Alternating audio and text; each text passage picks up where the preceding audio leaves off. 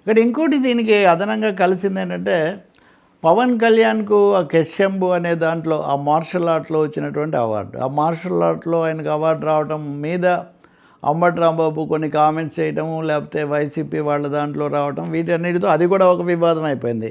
అది ఇంతవరకు మొదటి తెలుగువాడికి ఇదే వచ్చిందంటున్నారు. జపనీస్ మార్షల్ ఆర్ట్కు సంబంధించిన అవార్డు ఆ క్లబ్లో కూడా ఆయన చేర్చుకుంటున్నట్టు వాళ్ళు ప్రకటించారు. దీని మీద చాలా ఉత్సాహాలు ఆయన అభిమానులనండి, జన సైనికులనండి వీళ్ళందరూ చేశారు.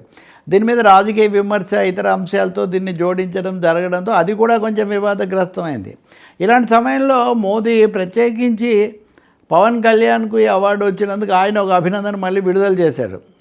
ఆయన ఇంత ధైర్యంగా నిలబడి ఈ మార్షల్ ఆర్ట్స్ వీటిలో నేర్చుకోవటము ఇది యువతకి చాలా స్ఫూర్తిదాయకమవుతుందని. తప్పకుండా మనుషులకు ఆత్మరక్షణ ఉండాల్సిందే.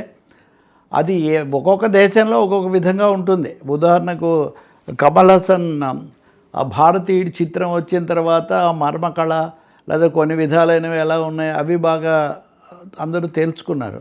ఒకటి విజ్ఞానానికి, విద్యలకు, కళలకు జాతులు, మతాలు, దేశాలు ఈ తేడాలు ఏమీ ఉండవు. ఇప్పుడు మార్షల్ ఆర్ట్స్ అనేవి జపాన్ దాంట్లో ఇప్పుడు పవన్ కళ్యాణ్ వెళ్తున్నారంటే మనకు అర్థమయ్యేది అదే కదా. జపాను, చైనా, ఇండియా, భారత్ లాంటివి ప్రాచ్య దేశాలు, ఇవి తూర్పు దేశాలు. వీటికి సంబంధించిన కొన్ని ప్రత్యేకతలు కూడా ఉన్నాయి. వాటిలో పవన్ కళ్యాణ్ ప్రత్యేకత సాధిస్తే రాజకీయంగా ఎవరేమన్నప్పటికీ కూడా ఇప్పుడు మోదీ కూడా దాన్ని అభినందించటం అన్నది అది ఎంతగా జాతీయంగా దానికి పేరు వచ్చింది అన్నది కూడా ఇక్కడ తెలుస్తుంది.